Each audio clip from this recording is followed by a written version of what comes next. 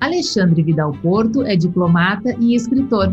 Passou a infância em São Paulo, a adolescência em Fortaleza e já viveu em Brasília, Nova York, Santiago do Chile, Cambridge, Washington, Cidade do México e Tóquio.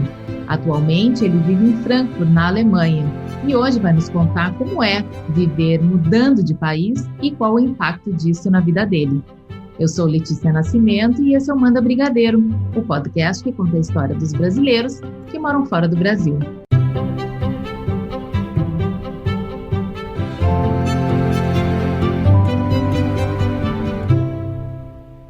Alexandre, muito obrigado pela sua presença aqui no Manda Brigadeiro.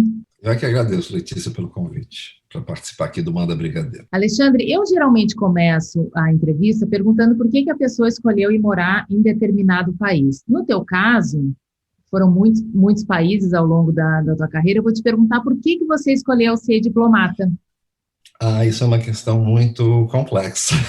Eu posso ficar falando 2 horas sobre isso, mas vamos tentar ser assim. Eu escolhi ser diplomata porque eu estava morando em Fortaleza, não estava muito satisfeito com a minha vida, estava trabalhando como advogado, tinha tido uma crise ética em relação ao meu trabalho, não estava me sentindo muito à vontade fazendo o que eu estava fazendo, mas eu tinha já uma situação de vida, eu tinha que ter uma profissão, um pacote, digamos assim, profissional, existencial. E aí eu tenho um avô que foi cônsul honorário de Portugal, no Ceará, durante, 40 anos. Então, eu tinha presente a existência de diplomatas. Quando o embaixador ia para Fortaleza, ele visitava o meu avô, e eu via, e eu achava, pessoal legal. E aí me veio a ideia de ser diplomata, porque eu pensei, eu arranjo uma profissão que já me dá um apartamento, que já me dá uma situação. Foi uma visão muito assim pragmática da diplomacia. Não é que eu tinha um sonho ou queria morar fora. Não, foi mais ou menos assim o melhor que eu podia fazer na situação em que eu estava. Entendi. E essa ideia de morar em vários países, você gostava dessa ideia? Não, é engraçado, Letícia, porque eu sempre gostei, digamos, do exterior, de línguas, sempre gostei, sempre tive, assim, facilidade, sempre gostei. Eu adorava ir, por exemplo, criança, adorava ir na seção de importados e ver os chocolates, e ver os Alpes, nas embalagens de chocolates. Então, o exterior sempre me fascinou. Mas, curiosamente, quando eu fui para a carreira diplomática, eu estava muito mais preocupado em sair do Ceará do que necessariamente sair do Brasil. Entendi. Tanto que depois, quando eu fui para Brasília como diplomata e trabalhava lá, não tinha vontade de ir para o exterior. Eu fui para o exterior porque em algum momento você tem que ir para o exterior e todos os diplomatas têm que ter um requisito de anos no exterior para você poder ascender na carreira. Então foi mais ou menos aí, mas eu não tinha, naquele momento da minha vida, eu não tinha essa fascinação pelo exterior, não. O exterior, para mim, era Brasília naquele momento. Entendi. Sabe? E qual foi a primeira cidade que você foi no exterior, fora do Brasil? A cidade mais importante para mim no exterior, até escrevi um livro um pouco que eu considero um tributo a ela, foi Nova York. Porque foi o seguinte, primeira vez que eu saí do Brasil, eu tinha 15 anos de idade e fui para uma daquelas excursões de Walt Disney World. Sim. Acontece que foi tudo feito muito às pressas, sabe? Era uma época que os meus pais estavam pensando em se separar, eu acho que eles queriam meio que mandar as crianças, despachar as crianças, e eu fui despachado para Disney World, só que eu não tinha passaporte, foi tudo feito assim, em última hora. E eu peguei tudo no aeroporto, a passagem, o passaporte, e me mandaram, era para eu ir para Miami, só que me colocaram num voo para Nova York, e eu só descobri que eu estava indo para Nova York no caminho, e lá eles me redirecionaram. Eu fui para Miami com escala em Nova York, mas eu fiquei o dia inteiro em Nova York. E eu me lembro tanto desse dia, sabe, de olhar para aqueles edifícios altíssimos de Nova York e não ver o final e dobrar o pescoço. Então, e depois, justamente, foi meu primeiro posto na diplomacia, foi Nova York. né? E foi uma cidade que representou muita transformação para mim. Eu acho que ainda continua sendo a minha cidade. Eu vejo vários defeitos em Nova York, etc. e tal, mas a cidade em que eu me sinto mais à vontade no mundo, sabe? Eu me sinto como parte daquilo ali, apesar de não ser americano. Eu sou casado com um americano, mas não sou americano, nada disso, mas eu me sinto um pouquinho nova-iorquino, e eu acho que eu vou me sentir para sempre, Que porque eu ótimo. funciono bem naquele sistema, naquela lógica. Sei.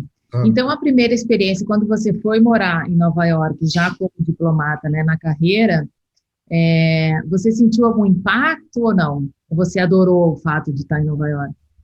Adorei cada dia,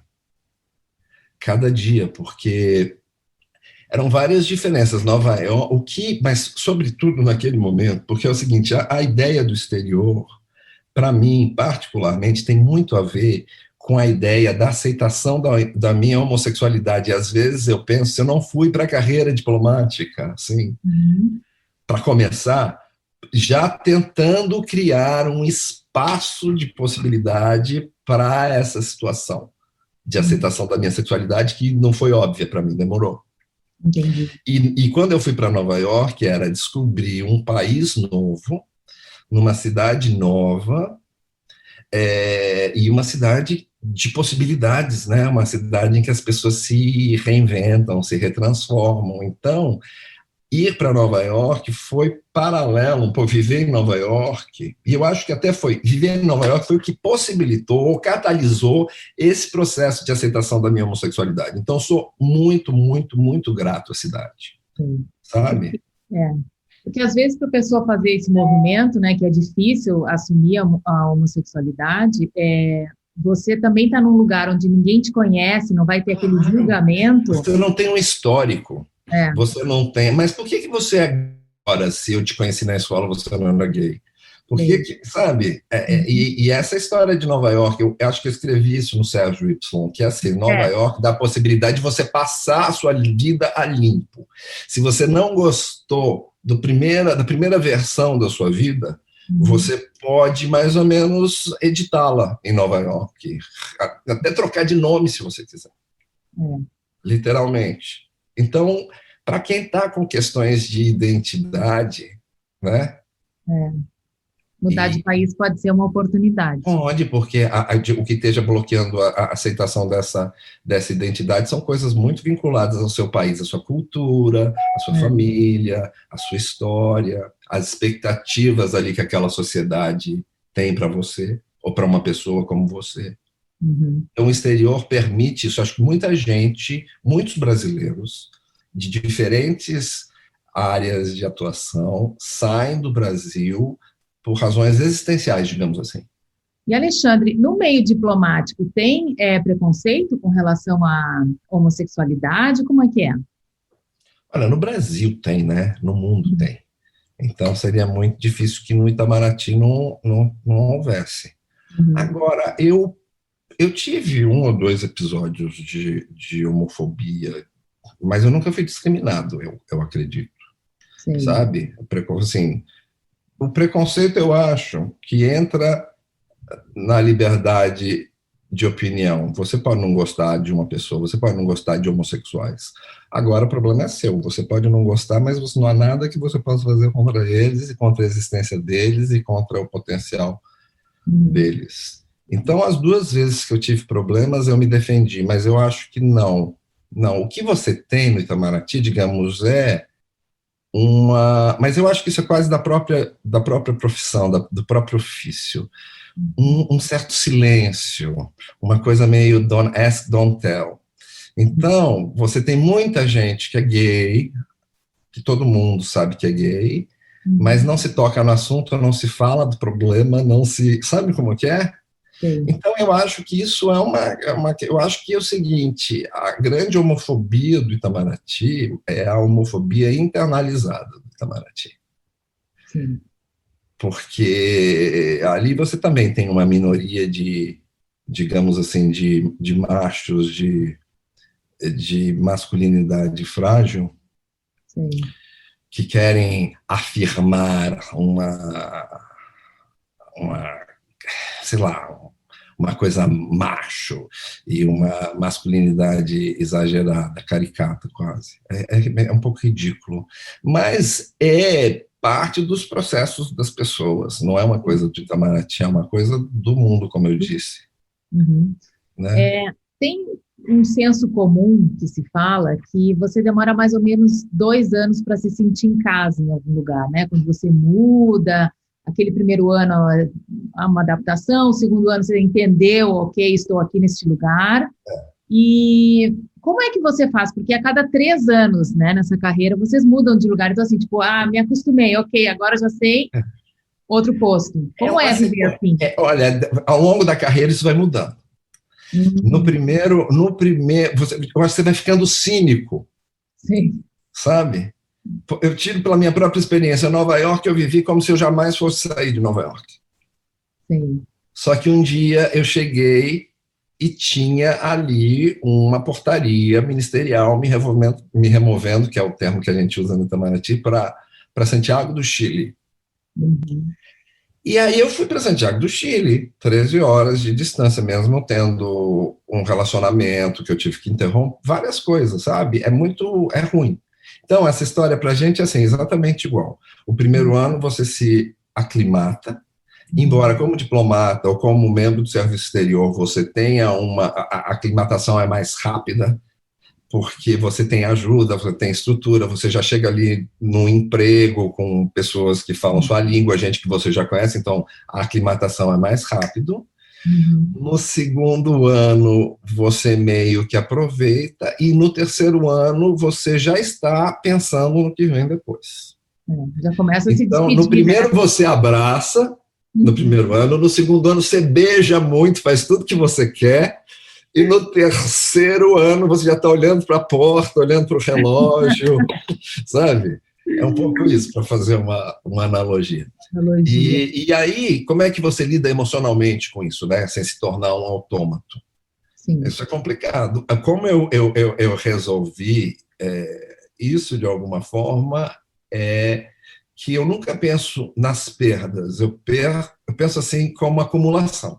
Então, as pessoas que eu conheci no México continuam importantes na minha vida de alguma maneira, eu vejo, eu sinto, eu tenho contato com elas. Uhum.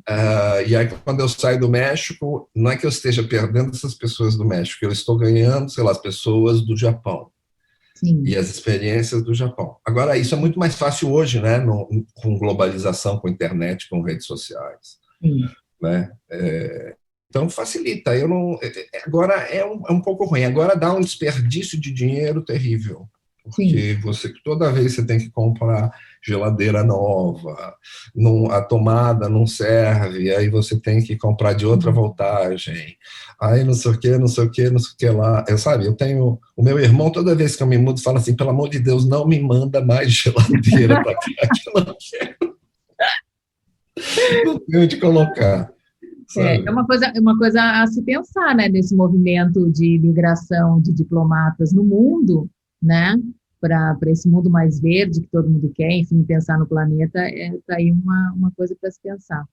Alexandre, você morou em Tóquio também, né, e, quer dizer, São Paulo, Nova York, Santiago do Chile, América Latina, Nova York, Estados Unidos, a gente está acostumado já mais ou menos. Agora, como é ir para Tóquio, né, que para a gente é o outro lado do mundo, uma cultura tão diferente. Tóquio é outra história.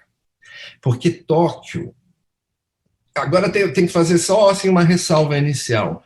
A minha situação em Tóquio foi uma situação muito peculiar, sobretudo num país que tem tantos brasileiros. Né? Porque eu tinha uma situação de total privilégio. Total privilégio. Eu era o número 2 da embaixada na época, então eu tinha um apoio enorme, porque o apoio que você precisa lá é que tudo é muito insondável no Japão.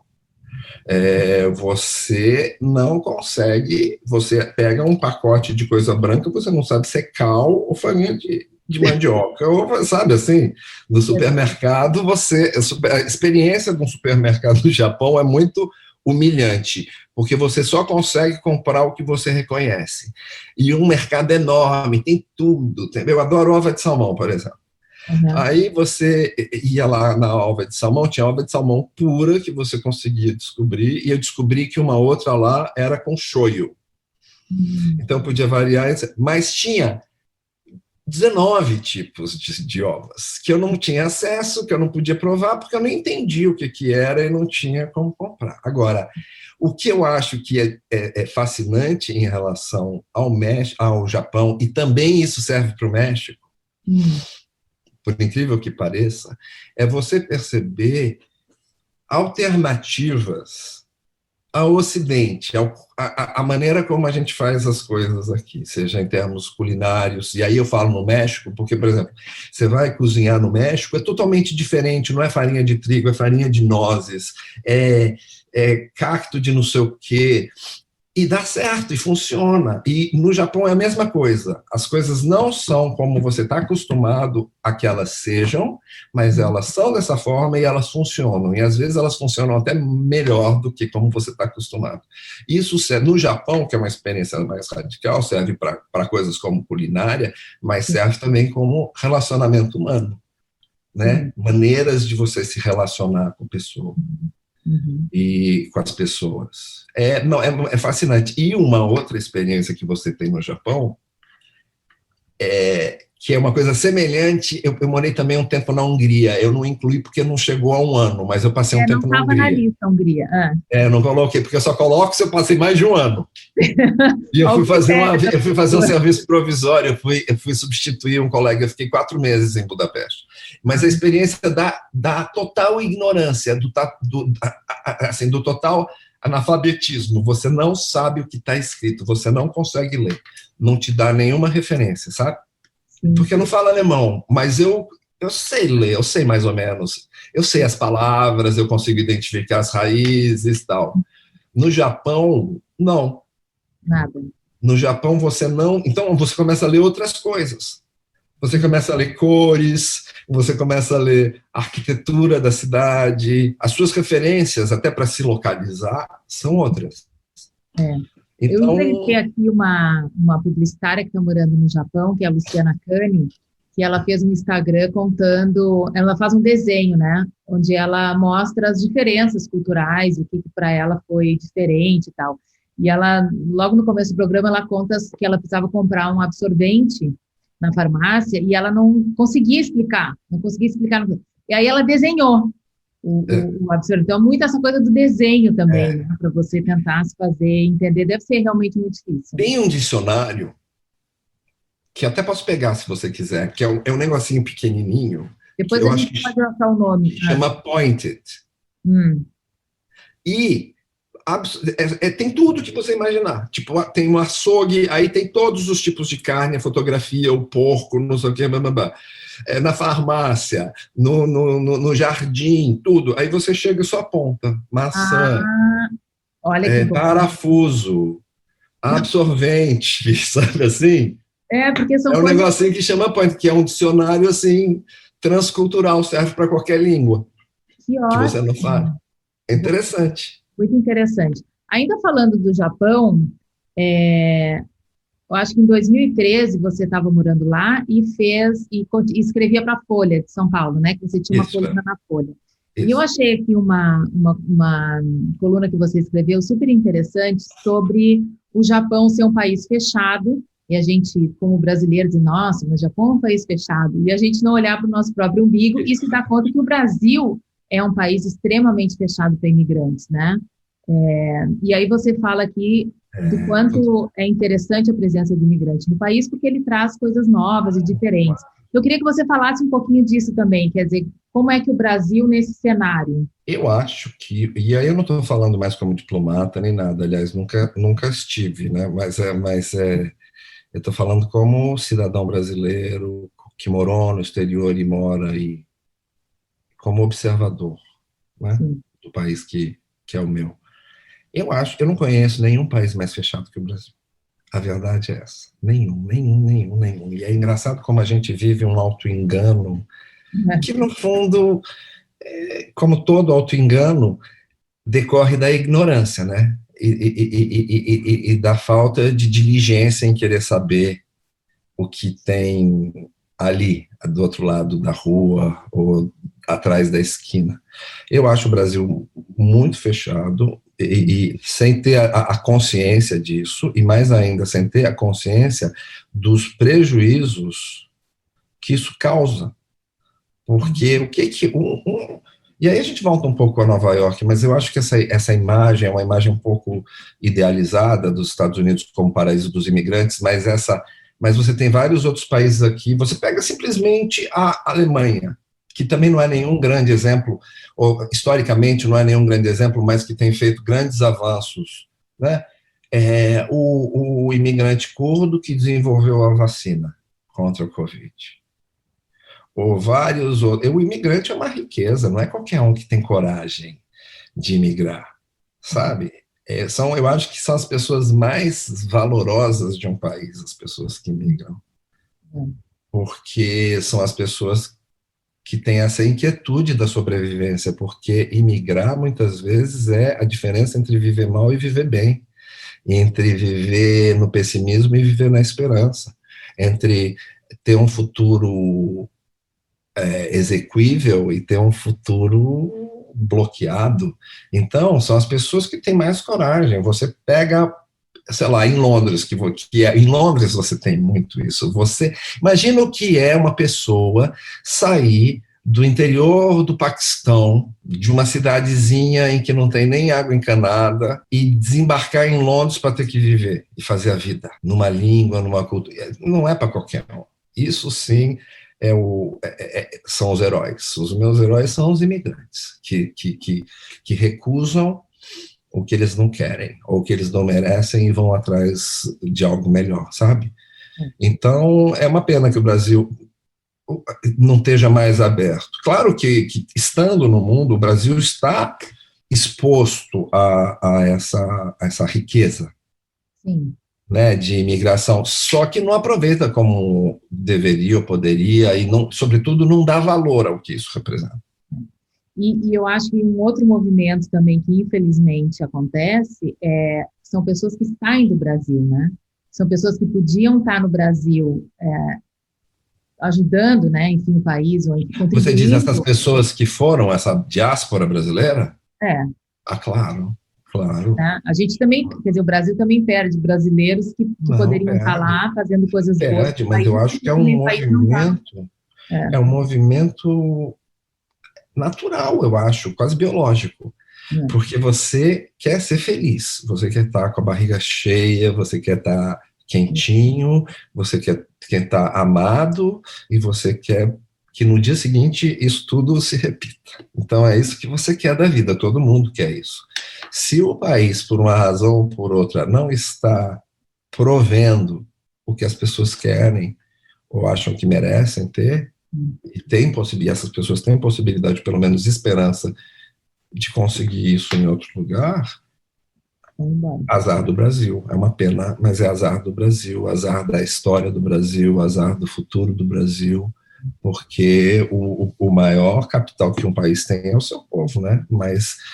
Mas é assim, o povo cuida do país e o país cuida do povo. Quando tem uma quebra nessa circularidade, aí a coisa espalha.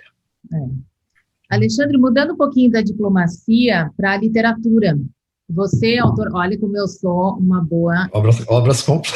Uma boa fã. Obras completas de Alexandre Vidal. Aqui, quem está vendo no YouTube vai poder ver as capas que eu estou mostrando, quem está só escutando no Spotify ou nas outras plataformas. E eu nunca me esqueço, só uma coisa, nunca me esqueço que você me mandou a foto de um cara em Londres, um cara muito bonito, por sinal, em Londres, se lembra? Exatamente. Com o Sérgio Y no colo, no metrô de Londres. Metrô, bem lembrado, tinha até esquecido desse momento. Lembra disso? Lembro, estava no metrô.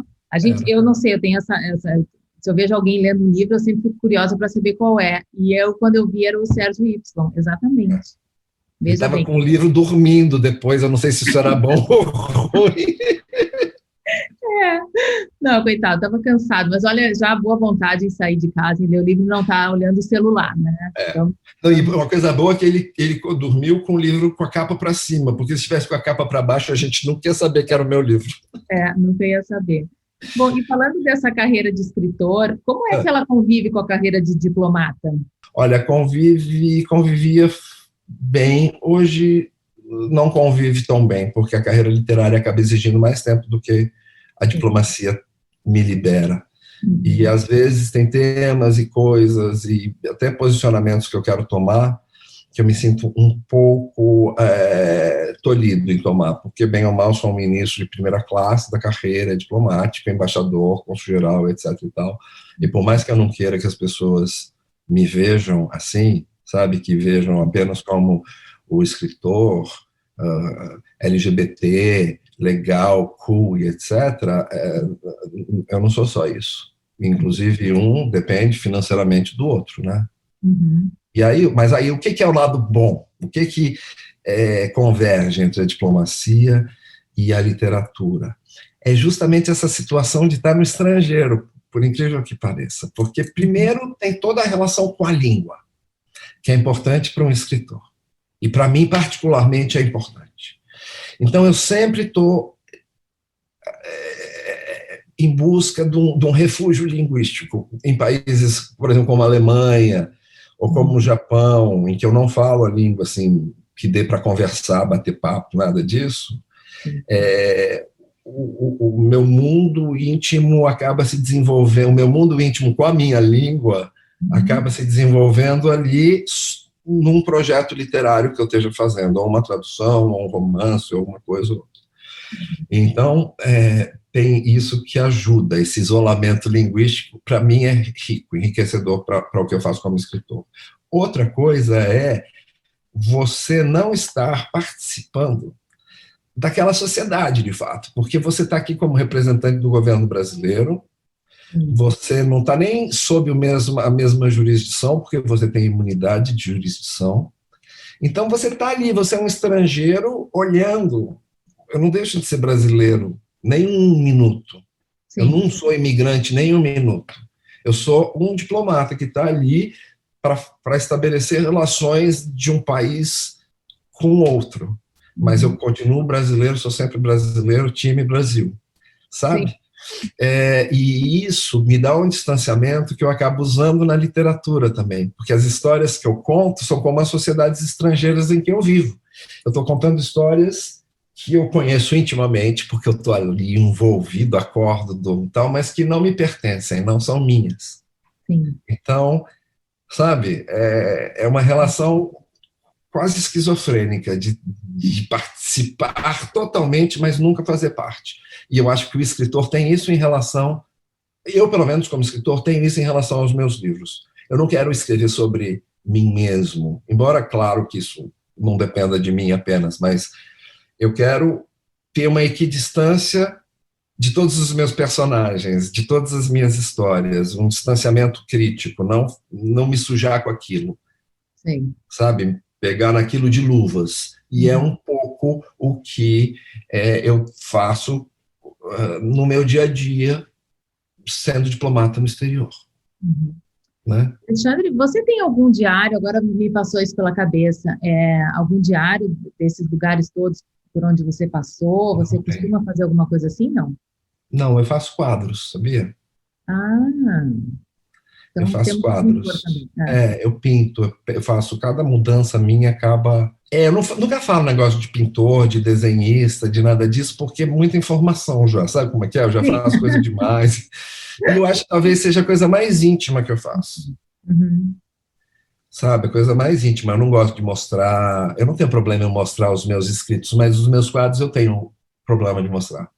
Porque quase assim como mapas de mim mesmo, já que a gente está falando assim de orientação, né, de exterior, interior, sabe assim quando você está complicado, você tem várias coisas na cabeça que você não está muito entendendo, conseguindo elaborar. A minha maneira de lidar com esse tipo de situação é meio que materializá-la, se é que eu posso dizer.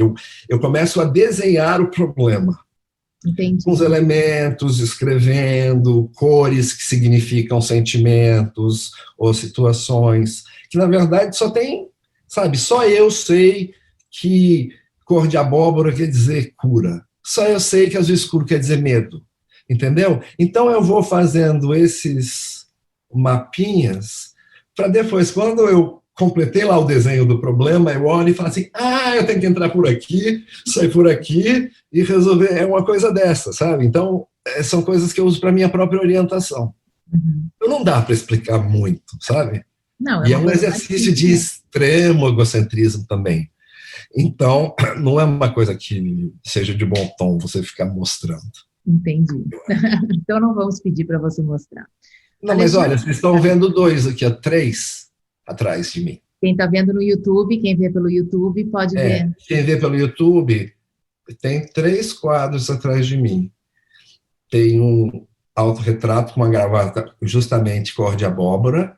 Sim. E aí tem um céu. E isso não é simplesmente, esses desenhos, eles não são desenhos, eles incorporam elementos da minha vida nesse país. Sim.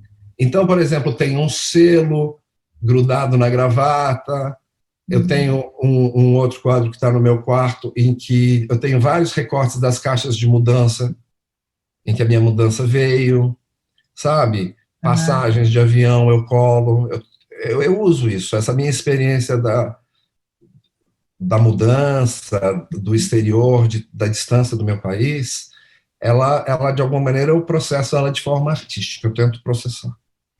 Muito legal. É muito louco, Letícia, se você parar. Eu estava conversando outro dia com um colega diplomata. O ritmo da carreira diplomática, seja brasileira, seja em qualquer lugar do mundo, ela não é uma coisa natural. Ela não é uma coisa natural, não é uma coisa que faz bem para a saúde ou faz bem para o sistema emocional. Você consegue lidar com isso, você aprende os mecanismos, é quase ter uma profissão que tem assim, um risco de insalubridade qualquer, sabe? Porque você é muito exposto à instabilidade, à solidão. Eu tenho colegas, por exemplo, que estão, eu não vou dar nome de país, mas estão sozinhos num país da África em que tem 3 respiradores, sozinhos, sem nem ninguém. Durante meses, meses e meses e meses e meses. E você olha para fora, é um país, sei lá, de IDH um dos mais baixos do mundo. E você tem que lidar com o seu equilíbrio psicológico nessas condições. Não é fácil. Então você tem que ter uns exercícios aí de catarse, porque senão pode ser muito pesado. O que eu arranjei foi esse.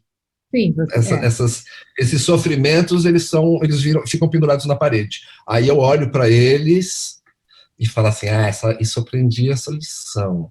Isso aqui eu aprendi essa lição. Isso aqui... Porque é um aprendizado mesmo. Se a gente... Só faz sentido se você levar como aprendizado. Porque se você não levar como aprendizado, o que é? Uma sequência de fracassos, uma sequência de interrupções, uma sequência de perdas. Então você tem que ver como experiências que se acumulam. Você continua errando, mas você erra melhor. Sim. Sabe? Você continua sofrendo, mas você sofre de um jeito mais fácil. E com mais consciência também, né? Claro, no que você tá se metendo. Ô, Alexandre, como foi agora para a gente começar a encaminhar para o fim?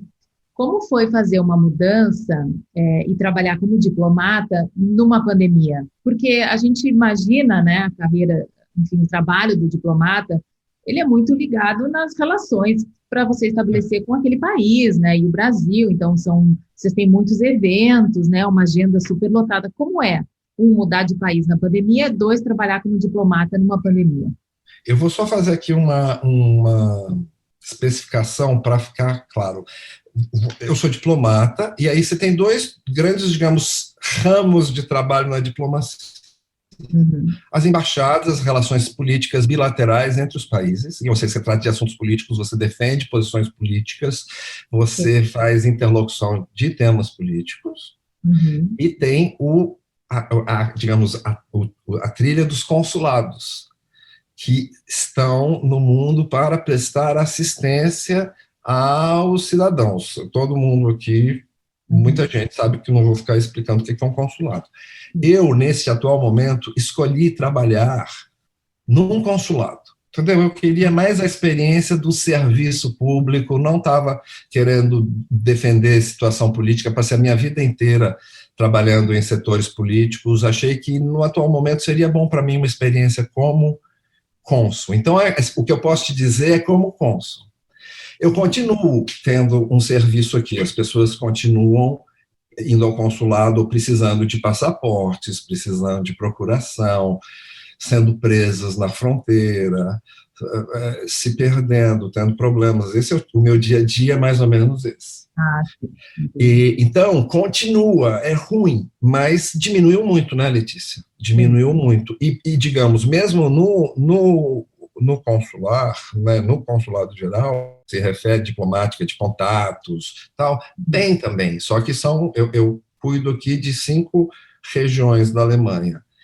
O que acontece, isso tudo sumiu, né, desapareceu, porque coquetel, que é, digamos assim, um ambiente de trabalho do diplomata, coquetel acabou, gestão pessoal acabou.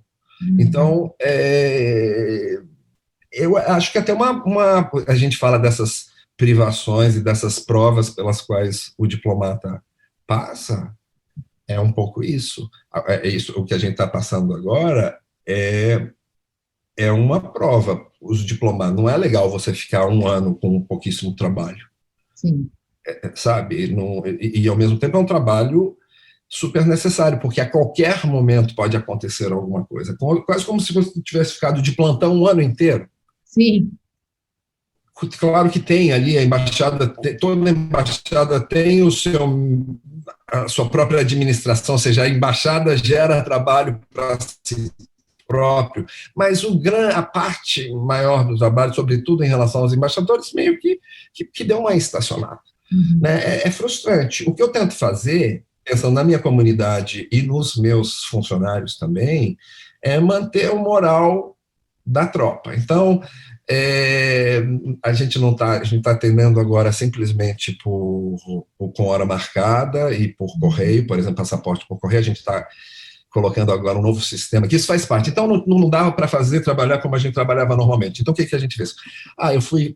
Nunca a gente tinha tempo de rever os arquivos, tal, fizemos a eliminação de 87 pastas de arquivos que estavam ali ocupando, tal, modificamos toda a área de trabalho do consulado, sem gastar um tostão, sabe, assim, reorganizamos as mesas, eu usei para organizar as coisas, para redefinir tarefas, para criar um ambiente de trabalho mais sinergizado, se é que eu posso, sabe? Então, é mais ou menos isso, você faz o que dá para fazer agora. Toda a atividade diplomática está toda muito, muito, muito prejudicada. E para conhecer Frankfurt, por exemplo, você sente que você já conhece Frankfurt ou não? Eu conheço 3, 4. Eu falo assim, eu não vim para Frankfurt, porque eu vim logo depois teve a pandemia. Sim. Entendeu? Eu vim para um apartamento em Frankfurt. Sim. O que acontece, não é nem um quarteirão o escritório do meu trabalho. Eu moro em Hansalé 32 e o meu escritório é Hansalé 30. É do lado. É do lado. Então, eu não conheci muito. Eu já tinha alguns amigos em Frankfurt, eu fui umas 2 vezes para Portugal, tinha planos de ir várias vezes para Londres, nunca cheguei a pôr os pés na Inglaterra, desde que eu estou aqui. No Brasil, né, eu tenho atividade, coisa no Brasil. Eu cheguei aqui no dia 6 de dezembro de 2019. Eu fui uma vez para Portugal, fiz umas viagens de carro, pela Suíça, ali pelo sul da Alemanha, mas é isso, não tô no exterior, quer dizer, eu tô no exterior, eu nunca tive tanto no exterior, sabe, no exterior como coisa negativa, uma coisa inóspita, só que é tão exterior que eu não tenho nem acesso às pessoas, nem acesso à coisa, vou ao supermercado, vou à lavanderia, tenho aula de alemão, estou fazendo uma tradução, estou escrevendo um livro. Isso que eu ia te perguntar, para a gente encerrar, se vem livro novo por aí. Eu estou com um projeto ótimo. Eu estou acabando, neste minuto, eu estou acabando a tradução deste livro aqui, que foi um dos finalistas do Booker Prize no ano passado, vai chamar Vida Real, para a editora Fósforo, lá da Rita Mata, minha ex-editora da Companhia das Letras e da Fernanda Diamante, que abriram essa editora. E estou com um projeto que é diferente de tudo que eu fiz, né? Porque eu faço esses romances meio urbanos, meio, ai meu Deus, o que eu vou fazer da minha vida? E esse é um romance histórico, que é baseado na vida do Luiz Delgado, que é um personagem da nossa história que quase ninguém conhece, que é um sodomita, degradado para o Brasil. Ele era um violeiro em Évora, foi degradado para o Brasil, chegou a Salvador em 1659, viveu 30 anos no Brasil, teve inúmeras aventuras no Brasil, e aí foi degradado novamente por força do Santo Ofício, foi degradado para Angola. E ele teve uma relação com um ator transformista, isso em 1660, imagina, com um ator transformista chamado Doroteu Antunes. E eles viveram juntos em Salvador, depois eles fugiram para o Rio de Janeiro, o Santo Ofício os perseguiu no Rio de Janeiro, eles fugiram a cavalo para o Espírito Santo, 7 dias a cavalo. Nossa. Depois foram para Salvador e finalmente um foi degradado para Portugal e outro foi degradado. É romance, literatura, eu vou fazer um twist para ter um final feliz, sabe? Muito bem. Todo mundo merece um final feliz, né? Totalmente. É para isso que a gente vai para o exterior e outras coisas mais, não é? Vamos ser felizes. Alexandre, muito obrigada pela entrevista. Adorei a nossa conversa. Obrigado, bom viu? Ver também. Ótimo, espero que nós possamos nos ver logo ou em Londres, ou em Frankfurt, ou no Rio, São Paulo, Fortaleza, onde seja, Porto Alegre. Ou numa Flip, né? Ou numa Flip. Nem me fale, não me fale em Flip que eu vou gemer, assim. Saudades. Todo mundo com saudades. Então tá bom, obrigada, viu? Beijo a todos os laurentinos. Provoque as meninas por mim. Tá bom. Obrigado, olha, uma grande oportunidade, obrigado por ter falado aí com o pessoal do Manda Brigadeiro. Muito bem, Manda Brigadeiro hoje fica por aqui e até a próxima semana. Obrigado, viu?